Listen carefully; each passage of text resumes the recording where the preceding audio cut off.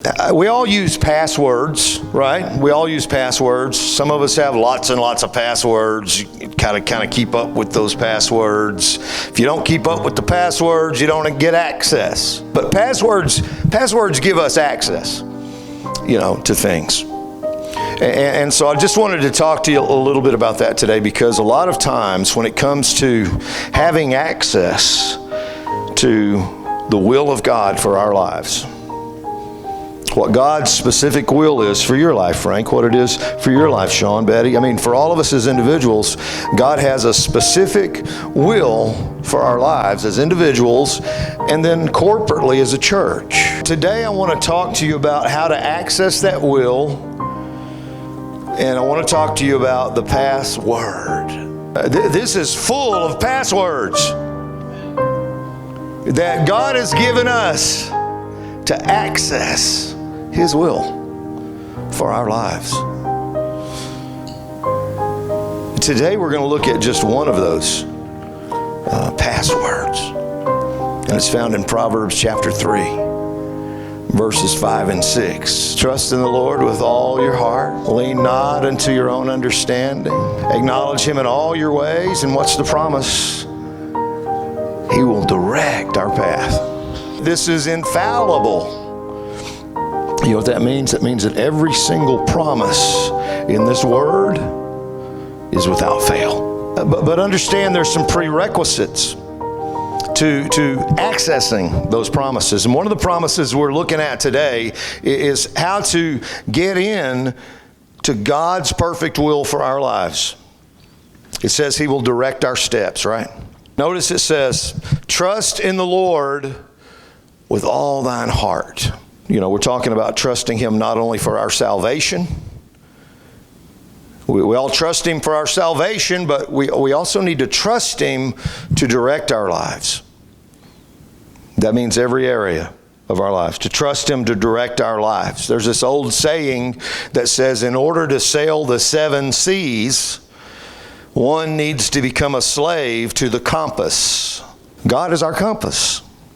And so when we say we trust in the Lord with all our heart, what we're talking about right here is that He's the compass. We trust Him. We trust Him completely, full commitment, no reservations to direct our lives. Look at the second thing in this verse.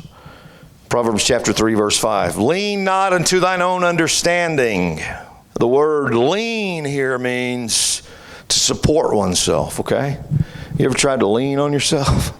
And this is talking very specifically, lean not unto thine own understanding. It's saying, don't support yourself with your own understanding. Don't support yourself, in other words, with your own wisdom, your own knowledge, your own perception, your own interpretation of things. That's what we're being warned against here. Lean not unto thine own understanding. When we look through the lens of our own understanding, what happens? Anytime I look through the lens of my own understanding, trying to interpret things in life, through my own understanding, my own wisdom, my own knowledge, my own perception, I always end up where I don't need to be. And it may not be a horrible place. It's just I'm somewhere I don't need to be. It's just the wrong path. I got on the wrong path because I was using my own understanding. And so God's telling us, if you want to access my perfect will, then trust in me with all of your heart. Let me be the compass. And then don't lean upon your own. Don't use your own understanding to support yourself in this life when it comes to directing or being directed in your path. And what's the third thing? It says, in all thy ways acknowledge Him. In all thy ways, in other words, in every area of our lives, every area, in all of your ways, in every area of our lives, we're to turn over access to God. We're to give God full and total access of every area of our lives.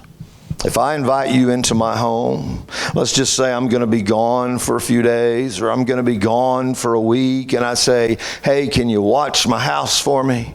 You know, come over anytime you want. You can hang out. There's the fridge. There's the pantry. You know, the TV. You know, just wash some clothes. You know, do whatever. You just enjoy yourself while you're here.